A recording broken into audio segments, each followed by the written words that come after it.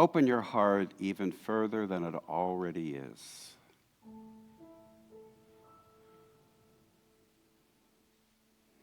Open yourself to a greater awareness of the one power and the one presence,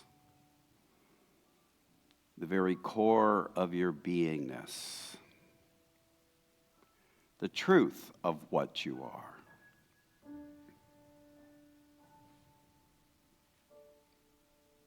There really is no separation between the fundamental beingness of your divine nature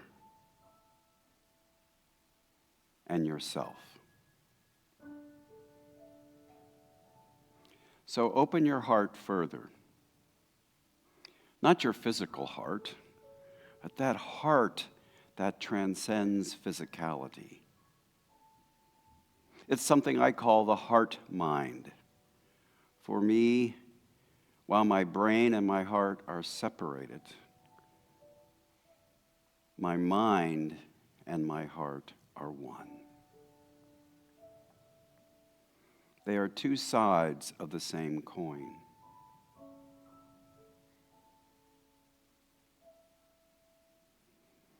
And so in that awareness, through both mind and heart of our divine nature, I invite you to open more, go deeper into the oneness as we rest in the silence.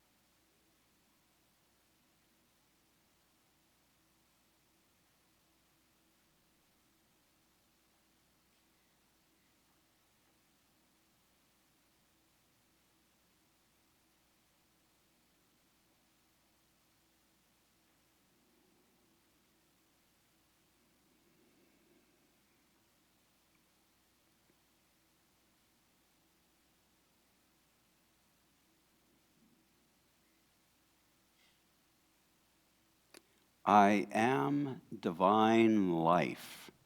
Let's say that together. I am divine life. And as we say it again, know it deeply. Know it beyond the simple intellect. Let's say it again. I am divine life. And feel the truth of that at the core of your beingness is this life you use to manifest living. Let's say it again. I am divine life. And now we're going to add the power of dominion located essentially in your throat. It is your ability to have dominion, personal authority. Say it with authority this time, together. I am divine life. Again, I am divine life. Feel it. Know it. Know that you know it. And now we're going to add zeal. And zeal is located at the back of the head. Zeal is enthusiasm. So we're now going to claim this with authority and enthusiasm. Let's say it together. I am divine life. Again, I am divine life. And one more time. I am divine life. And so you are, and so I am, and so it is. Amen.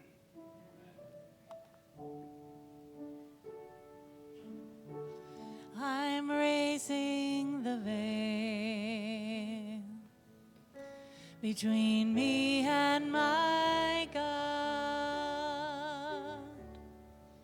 No separation, no distance at all. God is right here in my heart. God is right here in my heart. God is right here in my heart. I'm raising the veil. I'm raising the veil. I'm raising the veil.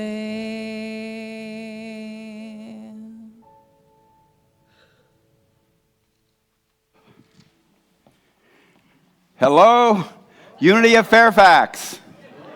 How you doing?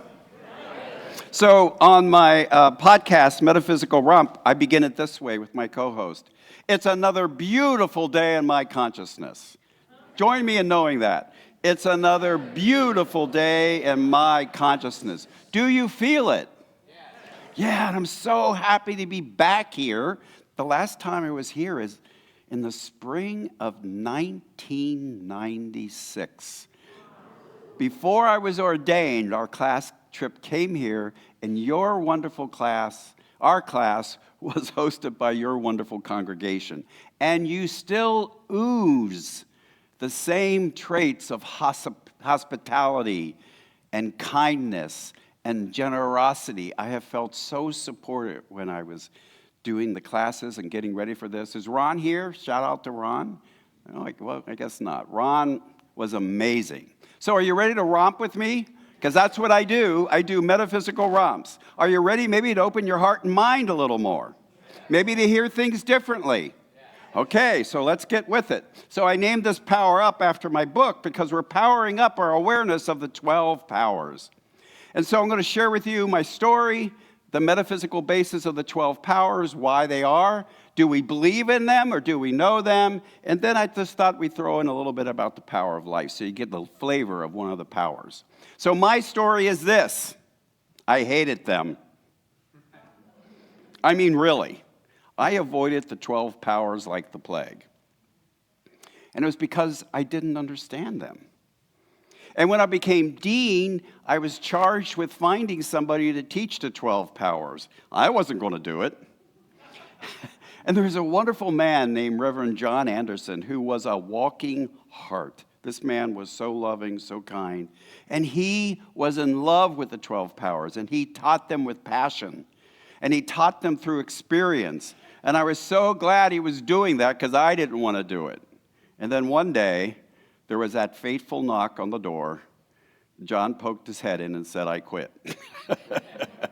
And there I was, challenged with, who am I going to get to teach this subject matter? Because I knew all of my other faculty didn't want to do it.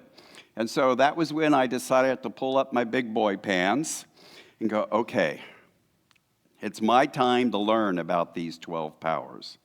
And in a synchronistic way, at the same time, I was already noticing from reading and rereading the published text and reading the unpublished material where Charles Fillmore, in almost every class he taught to the ministerial students in 1930, was based on the 12 powers.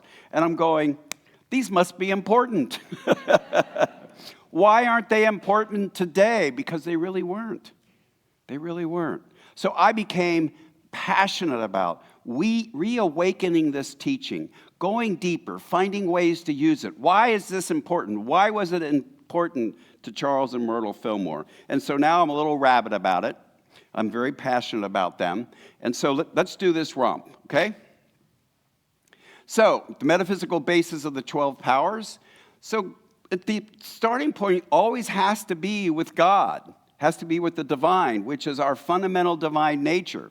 And Myrtle Fillmore, who contributed this quote, is one of the co-founders of Unity. And she said, rather than holding to the view that God is a personal being with parts like a man, she either winked or giggled at that point. Though personal to each one of us, God is it, neither male nor female. God is principle. God is principle. And then Charles said it this way. He was the co-founder, Charles Fillmore. He defined mind. He said, by the term mind, we mean God, the universal principle, which includes all principles. And in this process, I became aware that Myrtle and Charles used the word principle, divine idea, and power as synonyms. I thought they were three different things for at least a decade. They are the same stuff in God mind, the same substance in God mind. And then Charles said, in every person the Christ is enfolded. It is an idea that contains ideas. It is a principle that contains principles. It is a power that contains powers. That divinity is within you, and it's fundamentally a principle or a power or a divine idea. And for me, instead of saying, I behold the Christ in you, I say, I behold the Christ you are. Because when I say I behold the Christ in you, it's like God is in you and isn't you, and it's more like a wiener and a bun.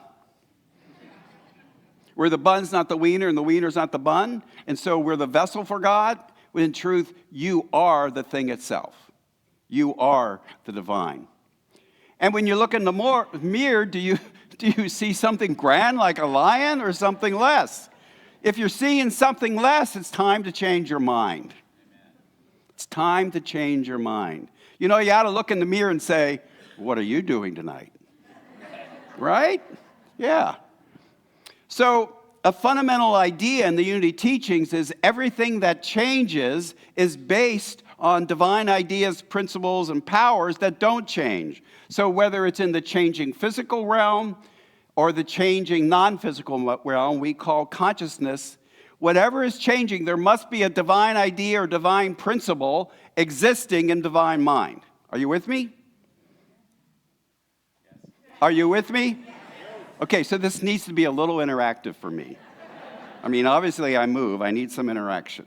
Okay, and then Charles said, humankind has all power and authority over all the ideas of infinite mind. Did you know that? That you, each and every one of you, have power and authority over these divine ideas, or these divine principles, or these divine powers. You are, one way or another, the one power and one presence. And then Charles says the ego is man, or humankind, and by reason of his divinity, he makes and remakes as he wills. In this lie his greatest strength and his greatest weakness. Did you know you're making and remaking yourself all the time, every second of the day? If you don't like what you're making, you can change your mind. You can go back to those original divine ideas. You can go back to these original 12 powers, and you can recreate yourself. Isn't that amazing? I mean, the bad news is we might have been making ourselves up in not such a good way. But in a minute, in a heartbeat, you can start that change. And this is what the workshop is about this afternoon. It's about how do we use these 12 powers along with fundamental laws to raise our consciousness? How do we do that? You've heard about it, right? But has anybody told you how in a very specific way? This afternoon, you're going to learn. So God is the one principle. We are all as free to use God, the one principle, as we are free to use the principles of mathematics or music. Didn't these guys use the principles of mathematics magnificently? Yeah, right? Yeah, so within those laws and principles of mathematics, they could do some pretty wonderful creation, couldn't they? And this is a quote I found a long time ago that blew my mind, actually brought my mind to stillness when I first heard it or read it. God only does what man says he shall do. Isn't that kind of odd? Because we're always told, many religions say, God uses you, God uses me. Myrtle and Charles fundamentally knew that we use God. Did you know that? God is our servant. Did you ever think of that? That this wonderful Spirit of God, out of which everything is made, is here at all times, is always present with us, and we are using that God. And notice, this was from a talk, actually the first talk in a healing conference. This is fundamental to Unity's healing process, that we're not waiting for God to heal us, we're using our divinity to heal ourselves by claiming and owning those principles. So here's what it sounds like if we update it. Principle only does what man says principle shall do. Principle is our servant. Did you ever think of that? That this wonderful principle out of which everything is made is here at all times, is always present with us, and we are using principle. Just like the principles of music, you decide how you're going to use them. Principles of electricity, we decide how we're going to use them. We can use them to light this room, heat this room, air condition this room, burn down this room. We can use it to kill a man or bring a man back to life. The principles simply are, we are the ones that decide how we're going to use them. And then Charles said, there is but one power, right? We say there's one power, one presence. It's a power that's made up of powers. There is but one power. We use it as we will. If we send it out by our thought and word and hate, it destroys. But if we send it out in love, it builds. And this is a congregation that builds, isn't it? I mean, look at this. It's amazing. There are not two powers, but two ways of using power. Everything that exists, that changes, is based on divine ideas that don't change. That's the good, that's the bad, that's the ugly. If you wonder where error and sin comes from, it comes from the misuse or unconscious use of principle. So, do we believe that 12 powers exist, or do we know it? So this is the participation part. Are you ready? So you get to answer yes or no. Do you notice you have the ability to believe? Do you notice you have the ability to persevere, to be strong? Do you notice you have the ability to master or control? Do you notice you have the capacity or ability to evaluate, to compare and contrast? Do you notice you have the ability to desire and harmonize? Do you notice you have the ability to know? Do you notice you have the ability to choose? Do you notice you have the ability to organize and sequence and adjust? Do you notice you have the ability to be zealicious or zeal-vicious? Yes. Do you notice you have the ability to release or eliminate? Do you notice you have the ability to energize and vitalize? So if you know that, you don't believe that those abilities exist. You know it. It's self-evident. And those are the very powers. Faith, discernment, dominion, understanding, order, release, strength, love, imagination, will, zeal, and life. Oh, I left out imagination. Do you notice you have the ability to visualize?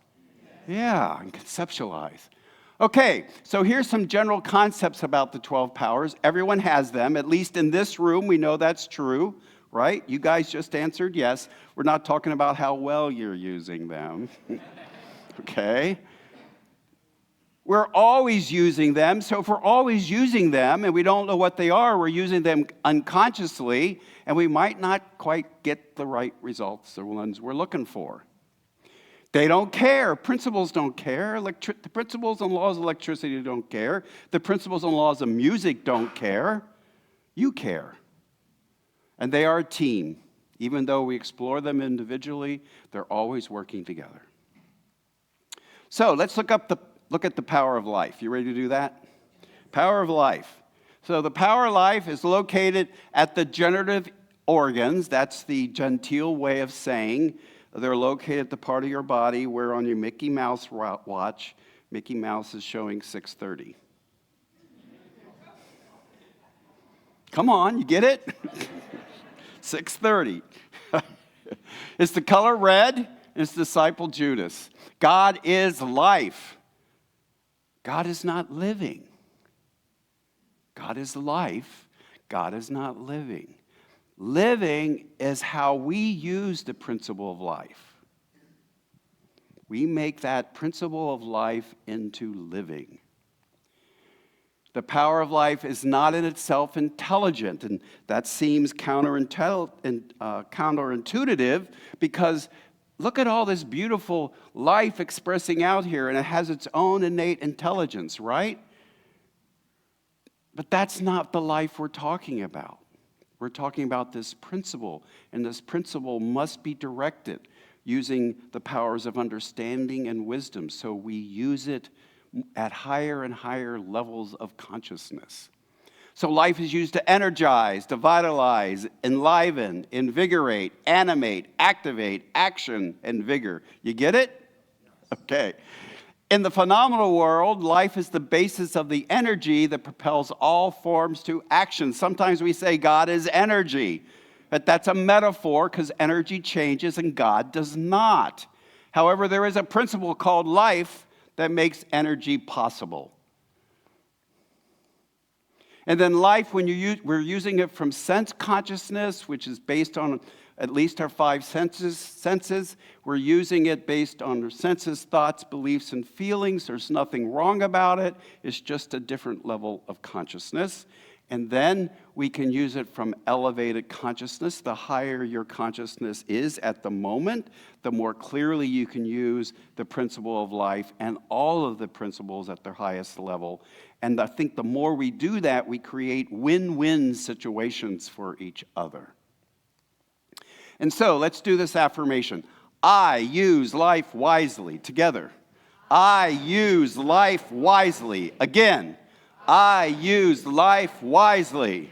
Go forth and use life wisely. Thank you.